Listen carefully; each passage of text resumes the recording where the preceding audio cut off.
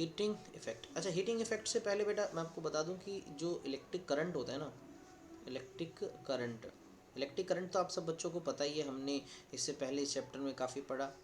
Actual में flow of charge को, जब चार्ज एक स्पेसिफिक डायरेक्शन में मूव कर रहा हो, उसके फ्लो को ही हम इलेक्ट्रिक करंट बोलते हैं।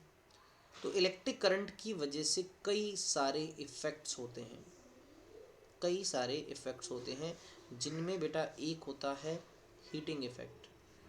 हीटिंग इफ़ेक्ट, हीटिंग इफ़ेक्ट का मतलब कि किसी वायर में, किसी कंडक्टर में जब करंट पास होगा तो वो हीटअप भी हो जाता है, तो हमें हीट भी मिलती है करंट की वजह से। इसको हीटिंग इफ़ेक्ट कहा जाता है, जो अभी हमने इस चैप्टर में पढ़ना है। एक होता है मैग्नेटिक इफ़ेक्ट। इसका मतलब अगर किसी वायर में या कंडक्टर में करंट फ्लो कर रहा है तो उसके आसपास मैग्नेटिक फील्ड भी बन जाता है, वो एक मैग्नेट की तरह भी बिहेव करने लग जाता है। इससे नेक्स्ट चैप्टर वो पूरा का पूरा इसी पे है। एक होता है बेटा केमिकल इफ़ेक्ट। केमिकल इफ़ेक्ट कि इलेक्ट्रिक करंट के पास होने से केमिकल एक्टिविटीज़ भी होती हैं, जैसे आयंस बनना, आयंस का इधर उधर मोशन होना। ये जैसे आप इलेक्ट्रोलिसिस नाम का जो प्रोसेस है उसमें पढ़ते हो, ये फ़िलहाल हमारे सिलेबस का पार्ट नहीं है, ये हायर क्लासेस में आपको देखने को मिलेगा, केमिस्ट्री में खासकर। ठीक है, तो अभी फ़िलहाल हमारा जो डिस्कशन रहेगा वो रहेगा हीटिंग इफ़ेक्ट पे। पहले बेटा मैं आपको थोड़ा सा समझा देता हूँ ताकि आप कंसेप्ट को बहुत ही ईजिली समझ पाएँ बुक के अंदर भी। ये जो हीटिंग का कंसेप्ट है, एक्चुअल में ये एक साइंटिस्ट ने दिया था, जूल ने, इसलिए इसको जूल्स लॉ ऑफ हीटिंग भी कहा जाता है। जूल नाम के एक इंसान ने इस हीटिंग इफ़ेक्ट के बारे में बताया था, जूल्स लॉ ऑफ हीटिंग भी कह दिया जाता है। उस जूल्स ने क्या देखा भाई, उसने देखा कि हमारे पास मान लो एक कोई डिवाइस है, ठीक है, कोई भी डिवाइस है, उसका कुछ रेजिस्टेंस होगा, XYZ जो भी रेजिस्टेंस हुआ। कहता है कि आप ना अगर क्या करते हो, एक कोई इंस्ट्रूमेंट है, उसका मान लीजिए रेजिस्टेंस बेटा R है, आपने क्या किया, उसको किसी बैटरी से जोड़ दिया। बैटरी से जोड़ने का मतलब आप उसको वोल्टेज दे रहे हो V। अब वोल्टेज जैसे ही आप उस पर लगाओगे, उस पर कुछ करंट फ्लो करेगा। बिल्कुल सर, कुछ करंट फ्लो करेगा। आप वो करंट आप 1 सेकंड के लिए भी पास करवा सकते हो, 2 के लिए भी, 3 के लिए भी, 4 के लिए भी, सोन। मुझे एक बात बताओ कि जैसे ही किसी वायर में या कंडक्टर में या इंस्ट्रूमेंट में जैसे ही करंट जाएगा, वो गर्म होना स्टार्ट हो जाता है, बिल्कुल हीट बननी स्टार्ट हो जाती है। यानी ये क्या बनाने लग जाता है बेटा, ये हीट बनाने लग जाता है।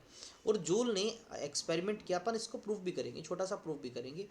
जूल ने एक्सपेरिमेंट किया और उस बंदे को पता लगा कि जो हीट बन रही है ना, जो हीट बन रही है वो डायरेक्टली प्रोपोर्शनल है बेटा किसके, स्क्वायर ऑफ करंट के। इस वायर में जितना ज़्यादा जो करंट जा रहा है, उस स्क्वायर के हीट डायरेक्टली प्रोपोर्शनल है।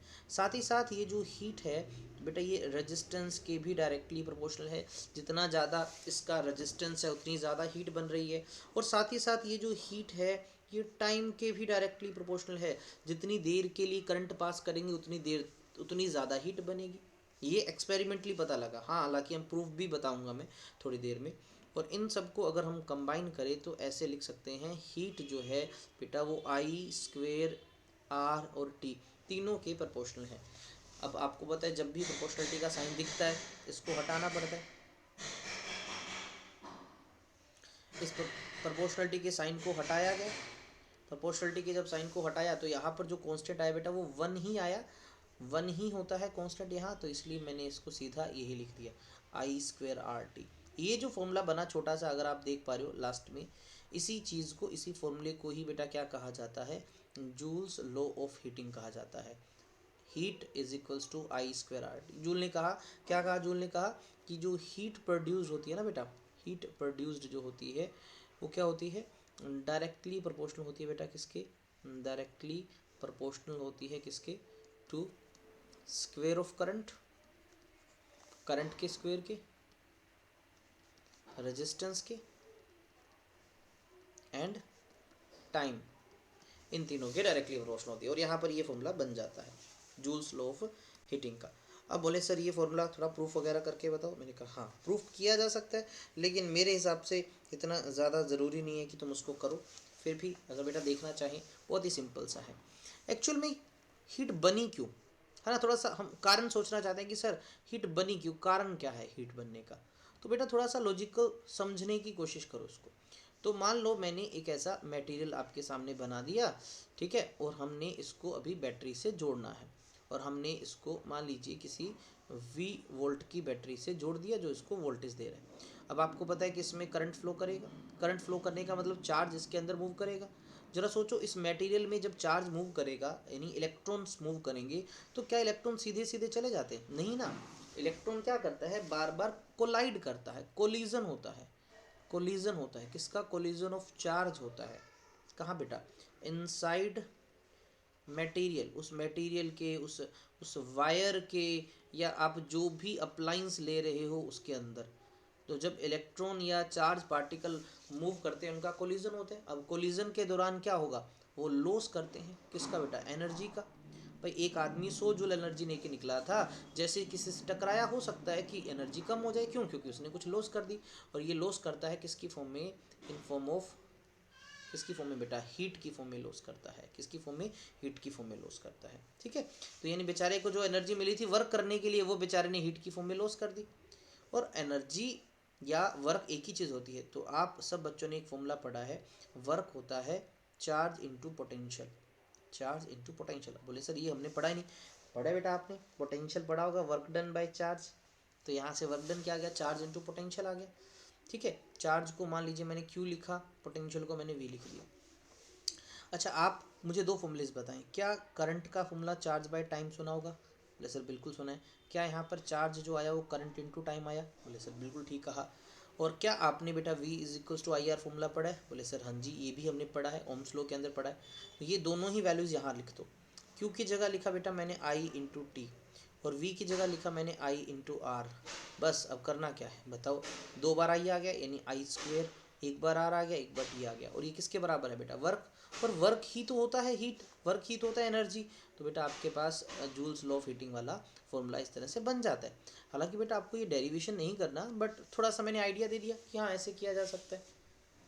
तो कुल मिला के बातें हमें क्या पता लगी? कुल मिला के बात हमें ये पता लगी कि अगर बेटा किसी वायर में या किसी कंडक्टर में क्या फ्लो कर रहा हो, करंट फ्लो कर रहा हो, तो ये अपने आसपास क्या बना लेता है? ये अपने आसपास हीट बना लेता है।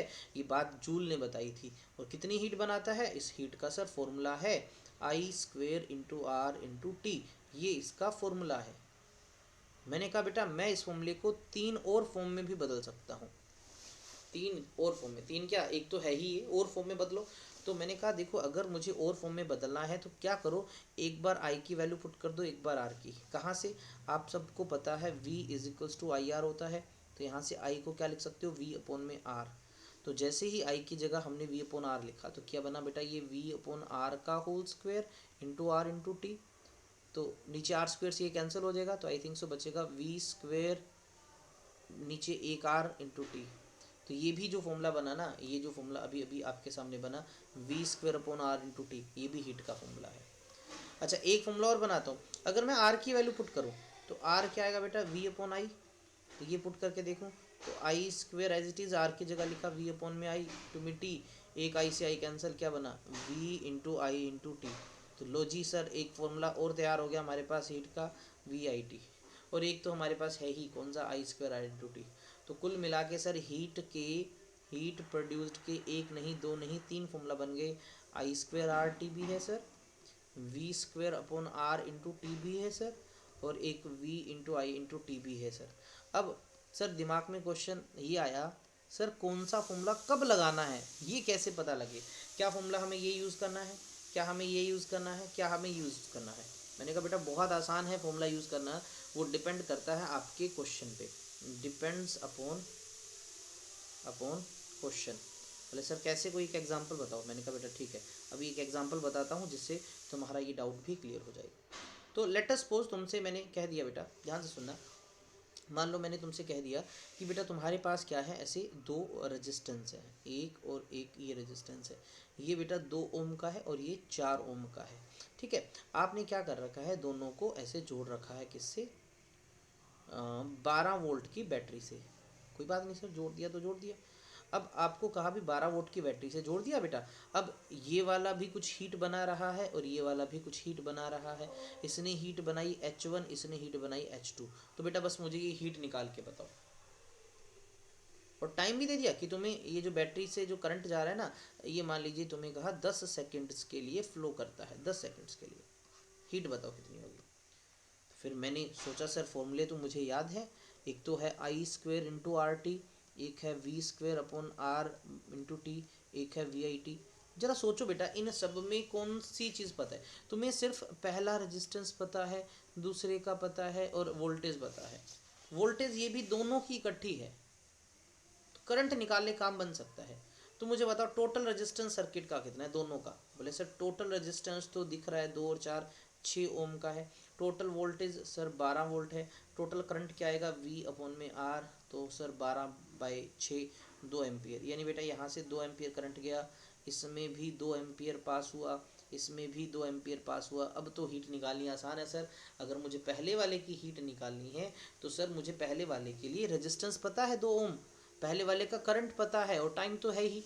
तो क्या करंट रेजिस्टेंस और टाइम वाला फॉर्मूला लगाएंगे? करंट रेजिस्टेंस और टाइम तो सर पहले फॉर्मूले से काम चल जाएगा। आई स्क्वेयर मतलब 2 का स्क्वेयर, रेजिस्टेंस यानी 2 इंटू टाइम कितना है 10, तो कितना आया 80 जूल आपका आंसर आ गया। ये पहले की हीट आई। अच्छा दूसरे की हीट निकालनी है तो सर उसमें भी तो करंट 2 ही है, तो 2 का स्क्वेयर, लेकिन उसका रेजिस्टेंस 4 है, टाइम 10 है, कितना है बेटा बताओ? 32, ये 320 जूल आ जाएगा आई थिंक सो। इतना ही आएगा क्या? 4 सॉरी 160 जूल आ जाएगा आपका आंसर। तो इस तरह से आपने आंसर निकाल लिया। कोई लॉजिकल काम ही नहीं था, कोई मुश्किल इसमें फॉर्मूला था ही नहीं जिसके बारे में हम सोचें। अच्छा सर ये बाकी फॉर्मूले कब लगाने? बेटा मैंने कहा चलो एक क्वेश्चन और दिखा देता हूँ, शायद तुम समझ पाओ। तो मैंने कहा इस बार तुम्हारे पास 2 रेजिस्टेंस है ऐसे ही, एक 2 ओम का है और एक मान लो बेटा ये 4 ओम का है। तो मैंने तुमसे कह दिया बेटा देखो क्या किया, दोनों को मैंने यहाँ पर किससे जोड़ दिया? 10 वोल्ट से जोड़ रखा है। तो जैसे ही मैंने इसको 10 वोल्ट से जोड़ा तो सर इसमें से कुछ करंट गया होगा? मैंने कहा बिल्कुल करंट गया। इसका कुछ हिस्सा ऊपर चला गया I1, कुछ हिस्सा इसमें चला गया I2। ये R1 रेजिस्टेंस है, ये R2 है। तो मैंने तुमसे पूछा बेटा इसने हीट H1 बनाई, इसने हीट H2 बनाई, तो ये हीट ही बताओ कितनी कितनी बना रहा है। अब बहुत सारे बच्चे क्या करेंगे, बोले सर हीट निकालने के लिए formula I square R into T B होता है, वी स्क्वेयर आर अपॉन में इंटू टी बी होता है, और वी आई टी भी होता है। तो यहाँ पर देखो बेटा एक खास बात क्या है, दोनों पैरेलल में, और पैरेलल में तुम्हें पता है क्या होता है? वी सेम होता है। इसको भी 10 वोल्ट मिला, इसको भी 10 वोल्ट मिला। तो अब आप ये वाला फॉर्मूला यूज़ करो तो ज़्यादा बेटर है, क्योंकि वोल्टेज पता है दोनों का। जैसे मैं पहले की हीट निकालता हूँ H1, तो वोल्टेज क्या बेटा 10 है, तो 10 का स्क्वेयर बाय रेजिस्टेंस। पहले का रेजिस्टेंस कितना बेटा 2 है। टाइम मान लीजिए आपको कहा गया 5 सेकंड के लिए, तो मैंने यहाँ पर 5 पुट कर दिया। टाइम मान लो दोनों के लिए 5 सेकंड ही है। तो ये कितना आया 100 डिवाइड बाई 2 इंटू 5, 100 ये आया ना, तो आपका ये 250 आ गया ना, 250 joule is the right answer. और ऐसे ही दूसरे की हीट निकालनी है तो बहुत आसान है सर, इसकी हीट निकालनी है। इसके लिए भी 10 का स्क्वायर बाई 4 इंटू में 5, ये कितना आया बेटा 500/4, आई थिंक सो 125 जूल आ गया। वही आंसर आ गया आपके पास।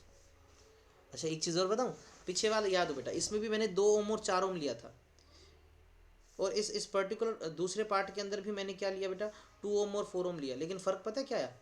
इसमें जो था 2 ओम वाला 80 जूल कर रहा था, तो दूसरा उससे डबल हीट बना रहा था। और इस क्वेश्चन में 2 ओम वाले ने 250 बनाई, दूसरा उससे आधी बना रहा है। यानी हीट का फ़र्क पड़ गया बेटा। जब हम पैरेलल में चीज़ों को जोड़ते हैं तो हीट का अलग फॉर्मूला लगा, सीरीज़ में जोड़ते हैं हीट का अलग फॉर्मूला लगा। तो हीट बनाना खाली रेजिस्टेंस पर डिपेंड करता है?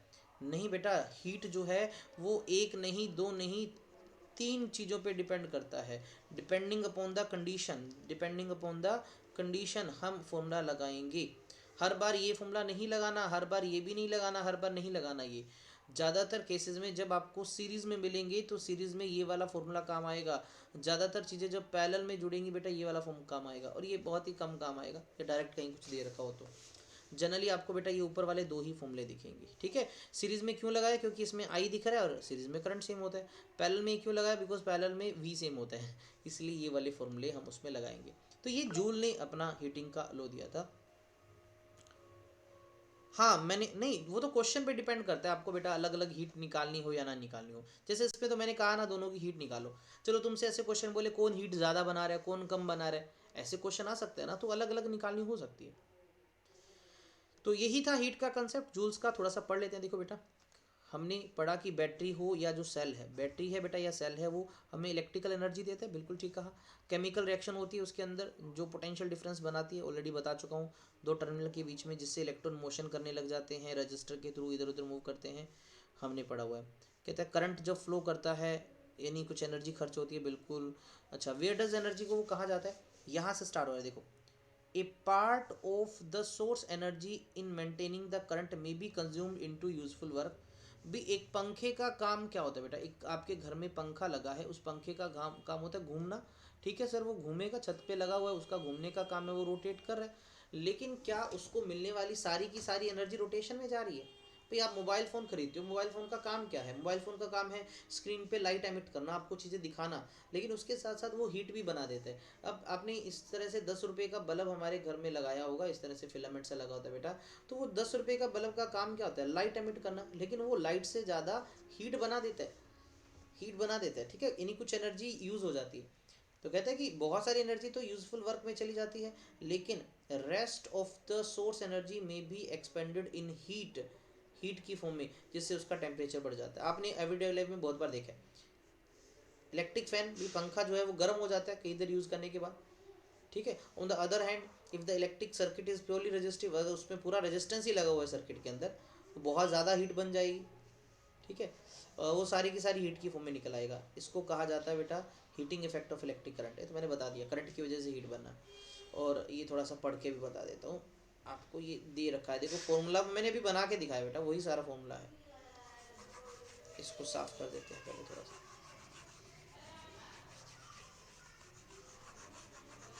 एनसीईआरटी का पार्ट आप पढ़ सकते हो, लेकिन मैंने पूरा एक्सप्लेन कर दिया, आपको बिल्कुल भी दिक्कत नहीं आएगी जब आप उसको पढ़ोगे।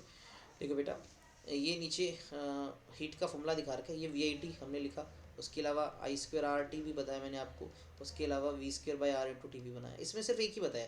और अभी ये पावर की टर्म में बता रहे हैं, लेकिन अभी हम पावर पढ़ेंगे, इसलिए मैं ये पावर वाला नहीं बता रहा आपको, ठीक है। अच्छा, देखते हैं, एक पार्ट और दे रखा आपको बुक में ही, कुछ फॉर्मूला सा दे रखा है, क्वेश्चन भी है, वो भी अपन कर लेंगे। देखिए, ओम्स लॉ को अप्लाई करके ये हीट का एक और फॉर्मूला बना रखा है, मैंने ऑलरेडी बता दिया, इसको कहा जाता है जूल्स लॉ ऑफ हीटिंग, भी मैंने बता दिया, ठीक है। हीट प्रोड्यूस का दिखा रखा है भी, किसके प्रोपोर्शनल होता है बेटा, directly proportional to square of current, बिल्कुल ठीक कहा। डायरेक्टली प्रोपोर्शनल टू रेजिस्टेंस, बिल्कुल ठीक कहा।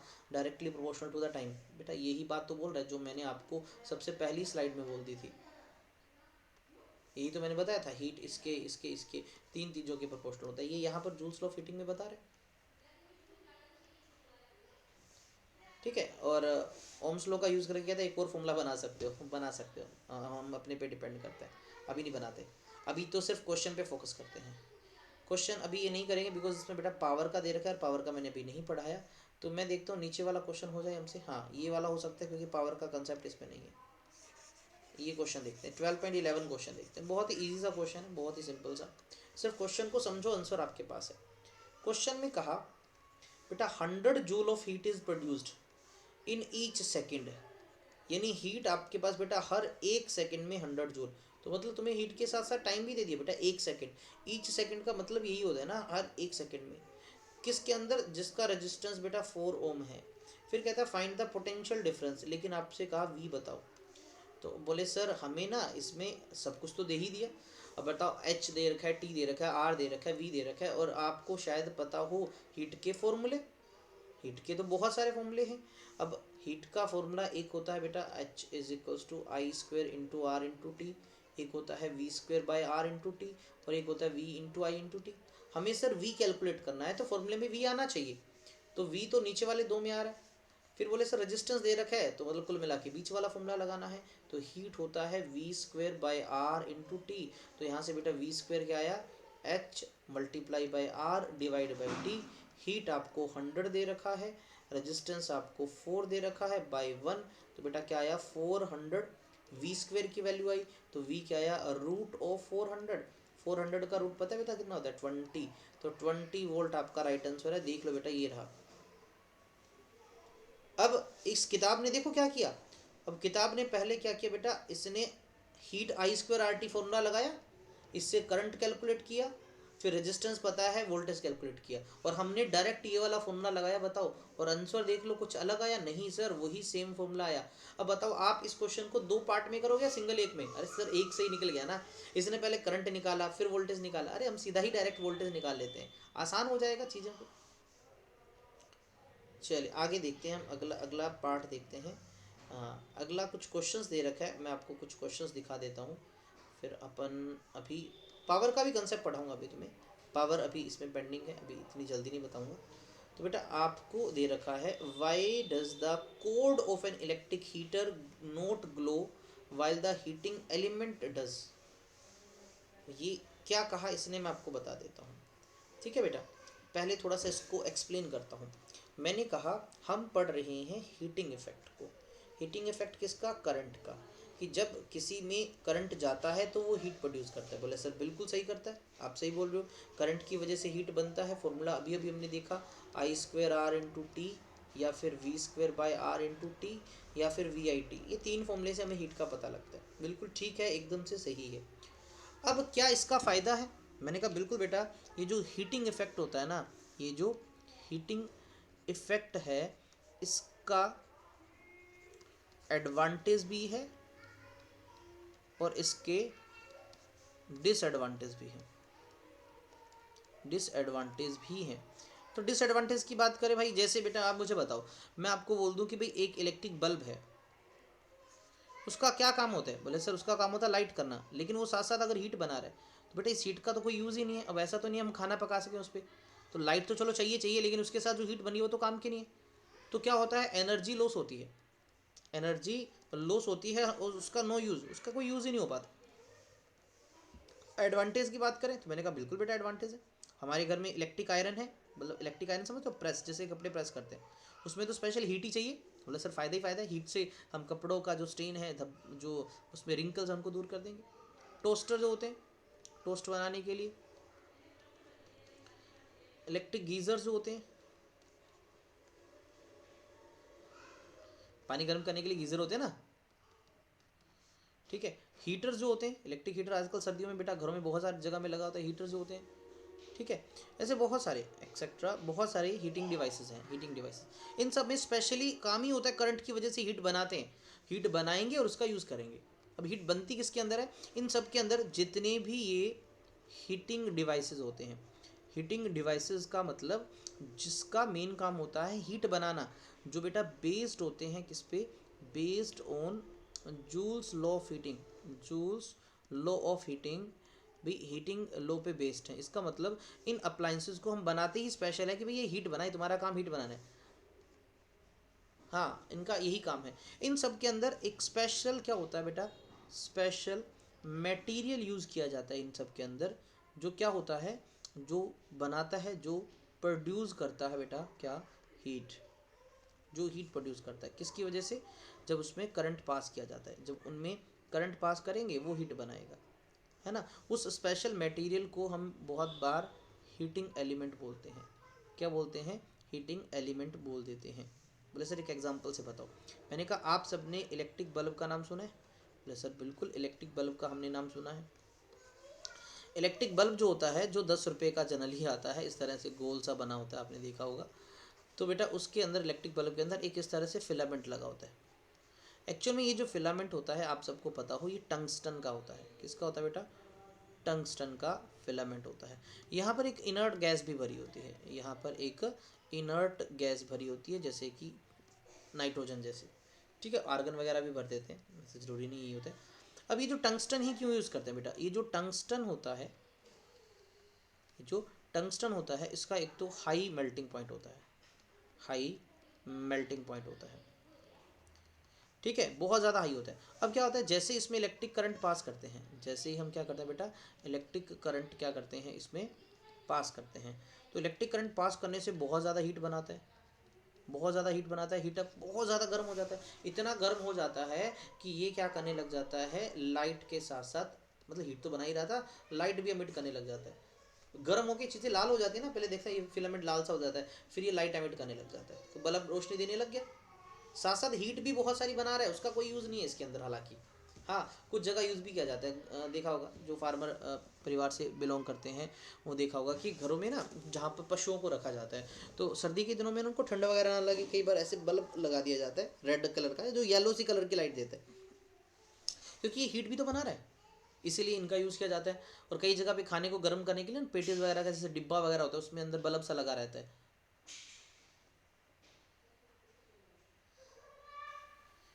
देखो बेटा, कोई कंपनी कहती है ना कि भी मेरे प्रोडक्ट में हीट नहीं बनती, ऐसा कोई बना ही नहीं सकती कंपनी। हीट बनती है, हाँ, कम बन सकती है, लेकिन बनती ज़रूर है। बनती हर एक प्रोडक्ट में है।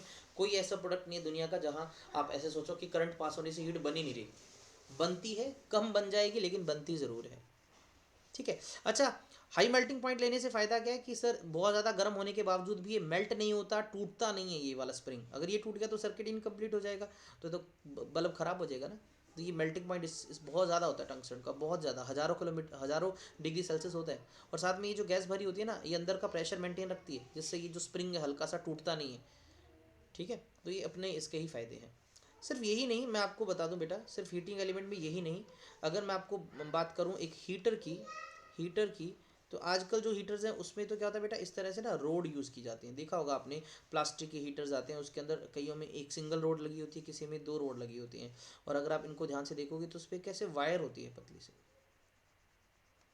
ट्यूब वाली भी आ गई आजकल, गैस फील्ड वाले भी होते हैं, है ना। और जनरली ऐसे वायर्स लगी होते हैं, पीछे सिल्वर से कलर का से मेटलिक का पार्ट लगा होता है पीछे, लेकिन मेन ये दो होती हैं। होता क्या बेटा, ये एक्चुअल में अलॉय होता है। ये एक अलॉय होता है, ये हीटिंग एलिमेंट ही है, ये अलॉय है। अलॉय में ज़्यादातर ये नाइक्रोम का बना हो सकता है, नाइक्रोम का। ठीक है, नाइक्रोम। ठीक है, ये बना हो सकता है कॉन्स्टेंटेन, ये बना हो सकता है बेटा मैग्नीन। ठीक है, ये कुछ अलॉय से बनाते हैं। अब अलॉय से बनने का इसका अपना फ़ायदा है बेटा, सुनना ज़रा ध्यान से, कि इनको अलॉय से बनाने का फ़ायदा नंबर वन, रेजिस्टेंस या इनकी रेजिस्टिविटी ज़्यादा होती है। भाई एक तो तुम निकल का सीधा बना लेते, लेकिन तुमने निकल में क्रोमियम और मैग्नीशियम ऐड करके बना दिया, तो इसकी रेजिस्टिविटी ज़्यादा होगी। रेजिस्टिविटी ज़्यादा होने के साथ साथ जो अलॉय है ना, इनका जो बेटा मेल्टिंग पॉइंट है ये थोड़ा सा बढ़ जाता है। इन्हीं जल्दी से मेल्ट नहीं होते, ये जल्दी से बर्न नहीं होते, डू नॉट ऑक्सीडाइज इजीली, जल्दी से ऑक्सीडाइज नहीं होते। अब क्या होगा, जब इसमें करंट पास करेंगे, ये जो वायर है ये धीरे धीरे गर्म होती रहेगी, और ये रेड से कलर की हो जाएगी और हीट बनाना स्टार्ट कर देगी, क्योंकि भाई करंट आ रहा है तो हीट तो बनाएगी। क्यों? क्योंकि रेजिस्टिविटी ज़्यादा है सर। भाई हीट रेजिस्टेंस की भी तो डायरेक्टली प्रोपोर्शनल है, जितना ज़्यादा रेजिस्टेंस होगा उतनी ज़्यादा हीट बनाएगा। और अलोए है, जल्दी से मेल्ट भी नहीं हो रहा, वरना मेल्ट होकर कहीं पिघल जाए और करंट बंद हो जाए, ऐसा नहीं है। और जल्दी से जलता भी नहीं है, ये ऐसे एज इट इज़ पड़ा रहता है। ठीक है, तो ये सब फ़ायदे हैं अलोए का यूज़ करने के लिए इन हीटिंग एलिमेंट। इस तरह से बेटा ये हीट एमिट करता है। पहले पुराने ज़माने में थोड़े से हीटर अलग स्टाइल के हुआ करते थे, खाना भी पकाया जाता था हीटर पे, ऐसे एक गोल सा पार्ट हुआ करता था, उसमें एक वायर लगी होती थी नाइक्रोम की, ऐसे इस तरह से। आज भी हो सकता है किसी के घर में। ठीक है, इस तरह से स्प्रिंग में बेटा लगा होता था, एक सिस्टम से बनाया होता था। वो पहले रेड आउट हो जाता था, साथ में कुछ लाइट भी एमिट करता था, और ये हीट भी अच्छी खासी बनाया करता था। इसके अलावा भी हर एक जगह में हीटिंग एलिमेंट होता है, हर जगह में जो जो हीटिंग इफेक्ट पे बेस्ड है। भाई आपके घर में एक इलेक्ट्रिक आयरन होती है, एक प्रेस का काम होता है भाई कपड़े प्रेस करना, बेटा उसके अंदर भी हीटिंग एलिमेंट होता है अंदर की तरफ। यहाँ पर ना नीचे जो मेटल का पार्ट होता है उसके जस्ट ऊपर, जिसको अपन पत्ता बोल देते हैं सिंपल भाषा में, तो एक्चुअल में यहाँ पर हीटिंग एलिमेंट लगा होता है एक अंदर, अगर आप खोल के देखोगे हाई रेजिस्टेंस वाला, जो गर्म हो जाता है, जिससे ये नीचे वाला हिस्सा गर्म हो जाता है और कपड़ों के रिंकल्स दूर किए जा सकते हैं। हर हीटिंग हर हीटिंग डिवाइस में कोई ना कोई हीटिंग एलिमेंट जरूर लगा होता है। अब हमारा क्वेश्चन क्या था, हम तो क्वेश्चन को पढ़ रहे थे बेटा। हमारा क्वेश्चन था, जैसे ये मान लीजिए कोई हीटर है, ये मान लीजिए बेटा कोई हीटर है, और ये हीटर की तार है, और ये ऐसे एक प्लग से जुड़ी हुई है। ठीक है, और ये अंदर आपको पता है हीटिंग एलिमेंट लगा होगा कोई ना कोई इस तरह से हीटर के अंदर। ठीक है, अच्छा बेटा, अब ये जो चीज़ है ना, ये है कोड, तार जिसको बोलते हैं, और ये है कोयल जिसको तार को लपेट रखा है। इसका मेन काम है हीट बनाना, ये हीटिंग एलिमेंट है। लेकिन इसके अंदर सिर्फ कॉपर की वायर, कोड में सिर्फ कॉपर की वायर है, और ये अलॉय से बना हीटिंग एलिमेंट है। बेटा जैसे इसमें करंट जाता है, कहता है करंट जाने पर आप क्या देखते हो, बेटा, ये जो चीज़ है ना, ये इधर वाला, ये तो हीट बना देता है, लेकिन ये हीट नहीं बनाता उसके कंपैरिजन में उतनी। रीज़न, करंट तो दोनों में सेम जा रहा है। अरे सर करंट सेम जाने से क्या होगा, ये जो हमारी कोयल है ये स्पेसिफिक बनाई जाती है, इसकी रजिस्टिविटी ज़्यादा होती है, ये हीटिंग इफेक्ट ज़्यादा शो करता है, इसलिए ढेर सारी हीट बनाता है। लेकिन इसमें कोड में ऐसा नहीं होता, रेजिस्टेंस कम है इनका, तो ये हीट भी काफ़ी कम बनाता है, हीट भी काफ़ी कम बनाता है। और इसका काम थोड़ी हीट करना, तो इस हिसाब से हमारे घर में कोई भी तार इधर उधर जा रही है तो सारी गर्म हो रही होगी, हाथ लगा लगा के किसी को देख लेना, पर ऐसा होता थोड़ी है। ठीक है, ये पहला क्वेश्चन था जो आपको यहाँ पर मैंने एक्सप्लेन किया। देखो बेटा दूसरा क्वेश्चन, ये कहता है कि कंप्यूट करना है heat generated while transferring this charge of in 1 hour through a potential difference of 50 volt. कहता है हीट बताओ, हीट कैलकुलेट करनी है आपको, हीट ही पूछिए इस क्वेश्चन में। अच्छा क्वेश्चन में क्या क्या दे रखा है मैं आपको बता देता हूँ। आपको बोला चार्ज जो है हमें कितना ट्रांसफर करना है, 96,000 कूलम। भाई इतना सारा चार्ज, और टाइम कितना बोल रहा है 1 आवर, 1 घंटा, मतलब इसको पहले तो हमें सेकंड में बदलना है, तो 3600 सेकंड सीधा ही लिख दो ना, 1 घंटे में 3600 सेकंड होते हैं बेटा। ठीक है, पोटेंशियल डिफरेंस कितना दे दिया आपको, 50 वोल्ट दे दिया। हीट पूछिए, हीट का फॉर्मूला बहुत सारे होते हैं सर। अब यहाँ पर चार्ज टाइम से करंट आ जाएगा, हाँ इससे सर करंट आ जाएगा, और VIT, हाँ ठीक है।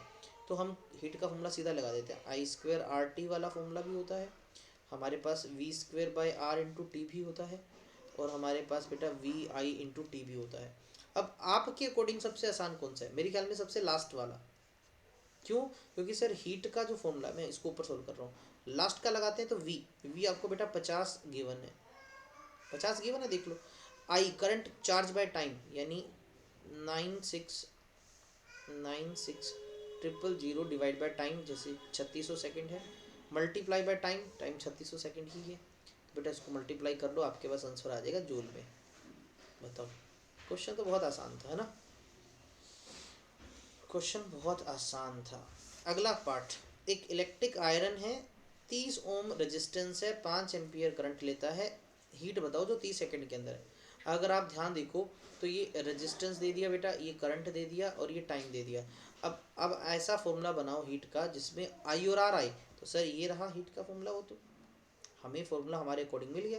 तो क्या बना दो बेटा, I² × R×T, I का स्क्वायर 5 का स्क्वायर कर दो, रेजिस्टेंस कितना है, रेजिस्टेंस 20 दे रखा है सर, और टाइम 30 सेकंड दे रखा है, टाइम सेकंड में होना चाहिए ध्यान रखना। तो यह है 25 और यह है 600, कितना है शायद 25 6 का 90 होता है क्या, नहीं 150 होता है ना, 25 को 6 से करें, हाँ तो ये आ जाएगा 15,000 जूल आ जाएगा। बताओ आंसर आ जाएगा। तो इस तरह से हम इनको कर सकते हैं। ठीक है, हमने क्वेश्चन कर लिए, अब कुछ चीज़ें और भी हैं, मैं इसको एक बार इरेज कर रहा हूँ। स्क्रीनशॉट वगैरह लेना हो तो बेटा स्क्रीनशॉट ले सकते हैं इसका।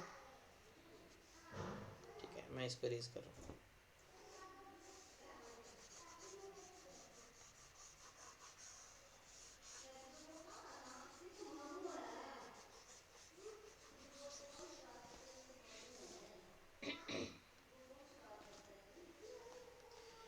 अब देखिए बेटा, प्रैक्टिकल एप्लीकेशन हीटिंग इफेक्ट की, वैसे मैंने ये तुम्हें पढ़ने की जरूरत नहीं, वैसे मैंने बता दी है, जो इलेक्ट्रिक आयरन वाला वो सारा बताया ना तुम्हें, हमारे घर में कहाँ कहाँ होता है वो सारा दे रखा है। देखो कहता है हीट जनरेट करना कंडक्टर में एक इनएविटेबल कंसीक्वेंस है, जिसको आप रोक नहीं सकते, मतलब एक नतीजा है अपने आप होने वाला। कहते हैं बहुत केसेस में undesirable as it converts useful electric energy into heat. कई बार तो क्या होता है कि भाई हमें हीट चाहिए नहीं होती और ये बना रहा होता है, तो इस unavoidable heating can increase the temperature, उससे टेम्परेचर बढ़ सकता है कंपोनेंट का, और प्रॉपर्टी बदल सकती है। भाई कोई कंडक्टर है सिंपल, उसमें करंट जा रहा था बेटा, नॉर्मल काम कर रहा था, लेकिन करंट आपको पता है कि भी करंट जाने से वो हीट तो बनाएगा ही बनाएगा। अब हीट होने से वो आसपास गर्म हो रहा है, और गर्म होने से कई बार रेजिस्टेंस वगैरह बदल जाता है, तो उसकी सारी फंक्शनिंग बदल जाती है। बहुत बार ऐसा होता है। हमारे मोबाइल्स की बात करें तो बहुत सारी मोबाइल कंपनी क्या करती है, जब मोबाइल को बनाती है तो भाई हीटिंग इफेक्ट तो हो ही जाता है। उसको अवॉइड करने के लिए क्या किया जाता है भाई, अवॉइड करने के लिए कुछ सिस्टम उसमें लगा दिया जाता है, हीट एब्जॉर्वर, ताकि हीट एब्जॉर्व कर ले, या कई बार ओवर हीटिंग से वो चीज़ बंद भी हो जाती है, काम करना बंद कर जाती है। इंसुलेटर बहुत ज़्यादा हीट जनरेट करते हैं क्योंकि उनकी रेजिस्टेंस ज़्यादा होती है। करंट भी तो उसमें गौतम कम जाएगा ना, फिर अकेला रेजिस्टेंस थोड़ी देखना, हमें करंट भी देखना है, रेजिस्टेंस भी देखना है, टाइम भी देखना है, ये सारी चीज़ें देखनी है। और गौतम अब हम यहाँ जो पढ़ रहे हैं ना, वो कर रहे हैं करंट की वजह से हीटिंग इफेक्ट, मतलब करंट पास होना ज़रूरी है, और इंसुलेटर में तो पास ही नहीं होता। ठीक है, ये चीज़ भी देखनी है।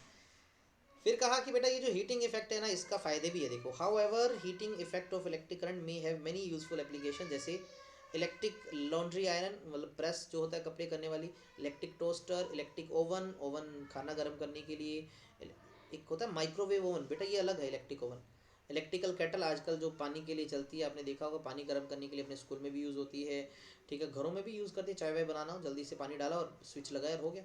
इलेक्ट्रिक हीटर, ये कुछ ऐसी डिवाइस है जो जूल्स लॉ ऑफ हीटिंग पे बेस्ड है। आपसे पूछा जा सकता है जूल्स लॉ ऑफ हीटिंग पे बेस्ड कुछ एग्जांपल बताओ, कुछ डिवाइसेस बताओ, तो ये बहुत सारे एग्जांपल लिख रखे हैं। इवन आपके घर में पानी गर्म करने के लिए रॉड यूज़ करते हैं, इमर्जन रॉड जिसको कहा जाता है, वो भी कुछ ऐसी ही होती है, उसमें भी यही होता है, सेम फिनोमिना बेस्ड है। Electric heater is also use to produce light, कहते हैं हीटिंग से लाइट भी बनती है, जैसे बल्ब में। अब ये बल्ब का दे रखा है, बहुत इंपॉर्टेंट बातें हैं यहाँ, बल्ब का एग्जाम में क्वेश्चन पूछ सकता है। कहते हैं कि जो इलेक्ट्रिक बल्ब है ना, उसके अंदर एक फिलामेंट होता है, देखा होगा आपने, फिलामेंट स्प्रिंग सा, बहुत हल्का सा स्प्रिंग होता है, पतला सा, बहुत पतला सा होता है, अगर आप जरा ध्यान से देखोगे, वैसे सबने देखा होगा, मुझे इतना तो विश्वास है तुम सब पे, ठीक है। कहते हैं कि वो हीट जनरेट करता है जितना हो सके ज़्यादा, और बहुत गर्म हो जाता है, वेरी हॉट, और उसके बाद वो लाइट एमिट करने लग जाता है। इट मस्ट नॉट मेल्ट, वो मेल्ट ना हो, कहीं ध्यान रखना, इतने ज़्यादा टेम्परेचर पे, इसलिए उसको बनाया जाता है एक स्ट्रॉन्ग मेटल से जिसका हाई मेल्टिंग पॉइंट हो, जैसे कि टंगस्टन। और देखो टंगस्टन का मेल्टिंग पॉइंट 3380 3380 डिग्री सेल्सियस, बहुत ज़्यादा है, इसलिए इसको हमेशा बल्ब का फिलामेंट बनाने के लिए यूज़ किया जाता है, ठीक है। The filament should be thermally isolated much as possible, और साथ में बेटा ये जो बल्ब का फिलामेंट है ये होगा गर्म, लेकिन बाहर बाहर तो नॉर्मल एटमॉस्फेयर है, उसके अंदर तो इतनी गर्मी नहीं है, तो यहाँ वाली हीट यही रहे, बाहर से कोई लेना देना ना हो, वरना हीट ट्रांसफर होती रहेगी जल्दी से। तो यहाँ पर आपने देखा होगा एक गैस भी भरी होती है, इनर्ट गैस, साथ में अंदर का प्रेशर भी मेंटेन रखती है ना, ये सारी चीज़ें ज़रूरी है ना। देखो, इसकी हीट, यानी जो ये हीट, ये फिलामेंट जो हीट बना रहा है, ये हीट कहीं और ना पहुंच जाए, तो ये जो फिलामेंट है इसको यहाँ पर कांच के दो स्पोर्टर्स होते हैं उसके ऊपर लगाया जाता है, इंसुलेटिंग स्टैंड बोल देते हैं जनरली उसको। तो ये सब आपको मिलेगा यहाँ, देखो क्या कहता है कि the filament should thermally isolated, मतलब उसकी हीट इधर उधर ट्रांसफ़र ना हो ज़्यादा से ज़्यादा, यूजिंग इंसुलेटिंग स्पोर्ट, उसको इंसुलेटिंग स्पोर्ट दी जाती है नीचे। अच्छा, उसके साथ साथ the bulb are usually filled with chemical inactive nitrogen, chemical inactive मतलब जो केमिकल रिएक्शन ना करता हो जल्दी से, जैसे नाइट्रोजन, आर्गन जैसी इसमें भर दी जाती है बल्ब के अंदर। ये भी एग्जाम में क्वेश्चन आ सकता है, बल्ब में कौन सी गैस भरी होती है और क्यों भरी होती है। फिलामेंट की लाइफ बढ़ाने के लिए, ताकि अंदर का प्रेशर मेंटेन रहे, फिलामेंट टूटे ना, साथ में वो रिएक्शन भी ना करे खुद। Most of the power consumed in the filament appear as heat, कहता है बल्ब लाइट से ज़्यादा हीट बनाता है, बल्ब जो है वो लाइट भी बनाता है और हीट भी बनाता है, ठीक है, लाइट से ज़्यादा वो हीट बनाता है, रोशनी से ज़्यादा वो गर्मी कर सकता है, इसकी सिर्फ थोड़ी सी पार्ट ही लाइट बनाती है।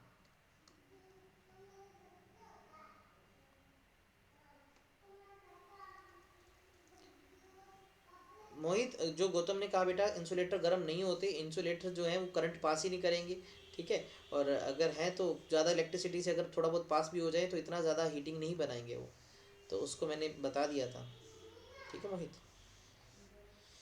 हाँ, ये सारा थोड़ा सा और अपन पढ़ लेते हैं। चलो आज की क्लास में इतना ही करते हैं, कल करेंगे इसको। कल हम ना पावर का कंसेप्ट पढ़ेंगे, बेटा ध्यान से सुनना, पावर का कंसेप्ट पढ़ेंगे, ठीक है, और मैं आपको एक बहुत ही इंपॉर्टेंट इंस्ट्रूमेंट के बारे में बताऊंगा, एक सेफ्टी डिवाइस जिसको हम इलेक्ट्रिक फ्यूज़ बोलते हैं, और हमारा चैप्टर है ना कल और परसों की क्लास में कंप्लीट हो जाएगा। Okay, take care, bye bye बेटा। क्वेश्चन देखना इसके एक्सरसाइज के।